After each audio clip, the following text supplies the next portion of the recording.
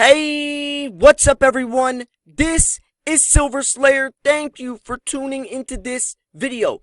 Silver stackers beware. Watch out. Hide your gold and silver. The government is legally allowed to confiscate it at their will, and it's actually happened several times throughout history. So will it happen again?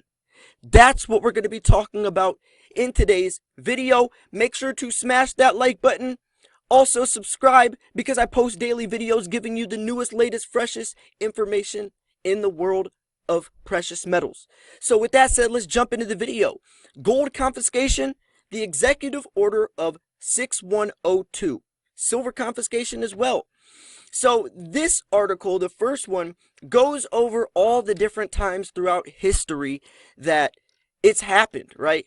Several different times with different presidents. So before we jump into this one and kind of going over all the different times and what happened, let's go into some more. Let's go into the nitty gritty, right? Let's see what's actually happening here. So in 1933, American President Franklin Roosevelt created the Emergency Banking Act, which stated that those who owned gold must turn it in to an approved bank. This did not include any personal jewelry, however. So Executive Order 6102 was a presidential order signed by Franklin Roosevelt that forbade the hoarding of gold coins, gold bullion, or gold certificates. The reasoning behind the order was to try to combat the Depression. Times had been tough, and the hoarding of gold only made economic growth stall further. In addition, the order was designed to help the Federal Reserve increase the money supply during the Depression, because the Federal Reserve Act required the Fed to have 40% gold backing on notes that it issued. So reading that is pretty scary, right? For many different reasons. The first reason it's scary is that the government will confiscate your gold when times are tough. Right? Times are tough. And it even says the hoarding of gold only made economic growth stall further. And that's because gold is real money, the dollar's not. Right? It's blatantly obvious, but that's scary to think about because the chance of that happening in the future only goes up further as times get harder.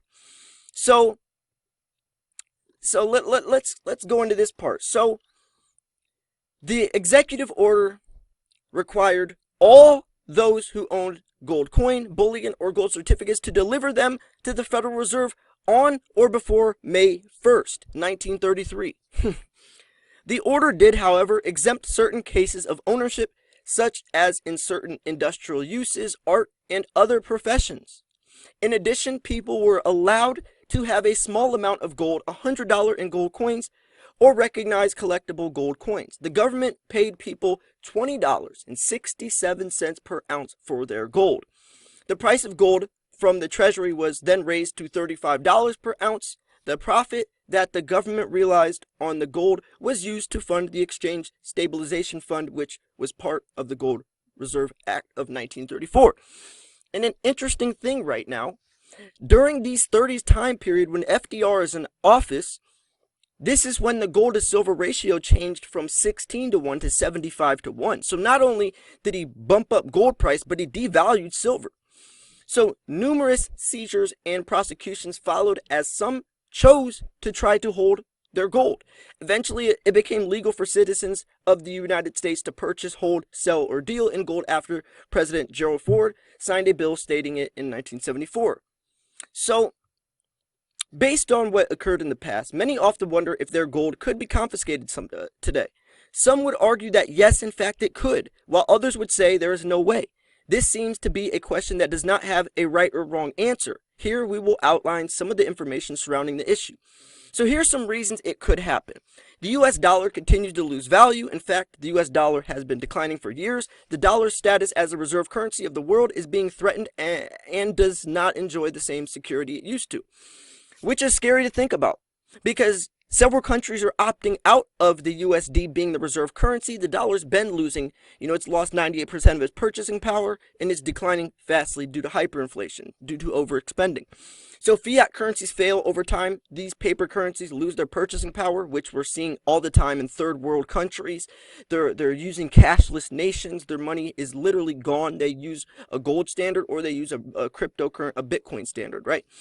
So some people question the U.S. government's gold reserves and feel that the reported gold reserves in Fort Knox and other locations do not really exist or are significantly smaller than reported. Some claim that a lack of independent audits of gold reserves make the reported amount seem a little less credible. So why it may be unlikely? 1933 was simply a very different time. The government was fighting deflation, not inflation. Because the dollar was tied to the gold standard, taking it in gold ways was increasing the monetary base. And that's the one reason I think this wouldn't happen, was because money back then was so intertwined with precious metals, right? So, and now it's not. So I don't see how it could still legally how they could still legally be able to do this, but I'm sure there is some type of law, some type of order put in, into documentation somewhere, unless they close that case. And that's kind of what I'm looking for through these articles. So some states or governments are now legalizing gold and paper as legal tender or money. It seems unlikely that these steps would be taken if there was a possibility of the government confiscating gold. So gold and silver and other precious metals are typically held by wealthy people. Thank you. And it is these wealthy people that support government through taxes, campaigns, etc. So there may be easier ways for government to deal with economic or monetary crisis, and that's definitely true, right? It's definitely true. We live in uncertain times and in an uncertain world. One must acknowledge different possibilities. We do, however, face different obstacles today than we did in 1933. And the economic system is very different. So I definitely agree with that. Times are much, much different. But also with a global pandemic on our hands, with $1 trillion stimulus package, with the United States, the richest country in the world, $26 trillion in debt, with so many different things, it's only looking like something is going to happen. I don't know what that thing is going to be, but something drastic is going to happen sooner than later, because the dollar is crumbling, the dollar is crashing, the dollar is falling, and nobody's doing anything about it. And to be honest, they can't do anything about it. It's too far out of control. It's taken on a life of its own. The only thing that we can do as people aware of this problem is invest into precious metals. Everyone else is going to be screwed. Everyone else is going to get burnt. But we have a unique advantage because we see the problem and we can do something about it. So anyways, here's the gold confiscation history. Here's a timeline. This is everything that's happened. So it's pretty crazy. It's pretty crazy to see all this. So let's jump into this. So greenback issuance, Gresham lawed out gold coins. Back in 1860, the United States banks ran out of gold and silver specie coins to lend the government during the Civil War efforts. Further complicating matters was their war advisory. The Southern Confederate States issued their Confederate dollar, which later hyperinflated to worthlessness, or perhaps a little numismatic collectability note today. Rather than paying usurious high interest rate loans that foreign banks were charging at the time, the United States Union government issued fiat currency to finance their Civil War efforts. These soon-to-be nicknamed fiat currency greenbacks were legal tender by law in the Union, but not backed by gold or silver, only the credibility of the U.S. government. That's kind of what money is today, right?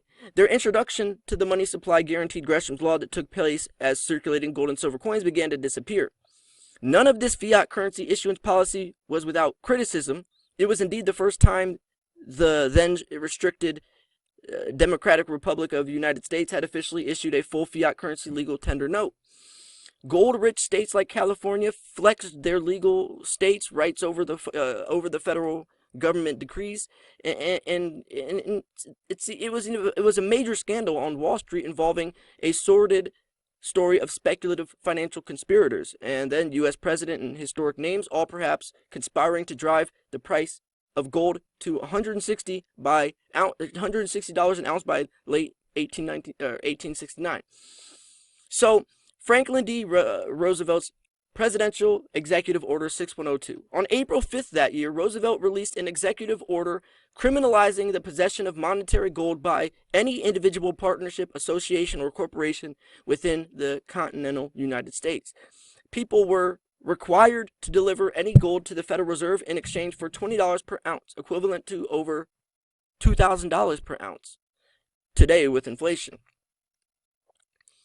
So, and we already kind of went over this part. It was trying to fight the Great Depressions and all that happened. So, here's another one. So, hoarders of silver. Letter from the Secretary of the Treasury, transmitting in further response to Senate Resolution number 211, a list of possible holders of spot silver and futures contract silver as January 31st, 1934. So, Executive Order 6814, silver confiscation. Most silver bullion buyers and silver investors are unaware of the 1934 President Roosevelt's Executive Order 8614, which occurred a bit over 1 year after the Executive Order 6102. The lowest silver price per troy ounce in US dollar terms was only 25 cents an ounce. That lowest silver price in history was reached in late 1932 and into the year 1933. Also, this is when, like I said earlier, FDR made the gold to silver ratio 75-1 when it was previously 16-1. FDR literally devalued silver. This order was in effect to nationalize of all domestically mined U.S. silver and privately owned U.S. silver bullion hoards, exceptions only included circulating 1964 silver coins. So, all other private silver bullion bar holdings were mandated to be turned into the U.S. Mint locations and purchased by the U.S. government at 50 cents an ounce. That's crazy. So, that was another time. So, now here's Mussolini, Italy, 1935. Italy's leader, Benito Mussolini, passed the Gold for the Fatherland initiative. This involved the donation of rings, necklaces, and other forms of gold by Italian citizens in exchange for steel wristbands that read "Gold for the Fatherland." So, 35 tons worth of gold was collected, then melted down, turned into gold bars, and distributed to national banks in an attempt to combat the country's economic recession. To shore up support for public donations, it said that even Rachel Mussolini donated her own wedding ring to the cause, which is crazy. Gold confiscation by you-know-who. 97 million worth of gold belonging to the Czechs and held at the Bank of England. That's crazy. You know, gold confiscation in 1959. Australia's government makes it legal to seize private citizens' gold in return for paper money. Gold confiscation 1966. Britain prosecutes gold coin investors. It just keeps going on. The list keeps going on, right? It's crazy to think. It's crazy to think that this stuff actually happened, right? It's not some theory, you know, it's not some, oh, put on your tinfoil hat. It's not some myth. It's not some rumor. This stuff actually happened. People were actually taking their gold and silver and buying it back at a pretty low price, in my opinion. So, if it would happen today, what would you do? Would you turn it in? Would you turn it in for the greater good, for the greater cause? If you know that your precious metals might help keep the economy afloat, or would you hold on to it? You're basically saying, here, government, you're giving your money to the banks to save the country, but if you hold it, you're saving your own butt. Because regardless of what happens, our financial system is going to collapse sooner or later. Probably sooner than later, but it's gonna happen. And all we can do is invest into something that holds its value, like precious metals. Precious metals is timeless. The dollar is decreasing every single day. Precious metals increase every single day. They hold their value. So you gotta invest into that. So anyways, I'm gonna wrap this video up here. If you did enjoy this video, if you thought this video was educational, informational, or at least entertaining, make sure to smash the like button. I thought this was a pretty cool video, a different type of video. If you did enjoy it, make sure to hit that like button. Subscribe if you're new, because I do post daily videos. Thank you for tuning in. This was Silver Slayer. I'll see you guys soon. Peace.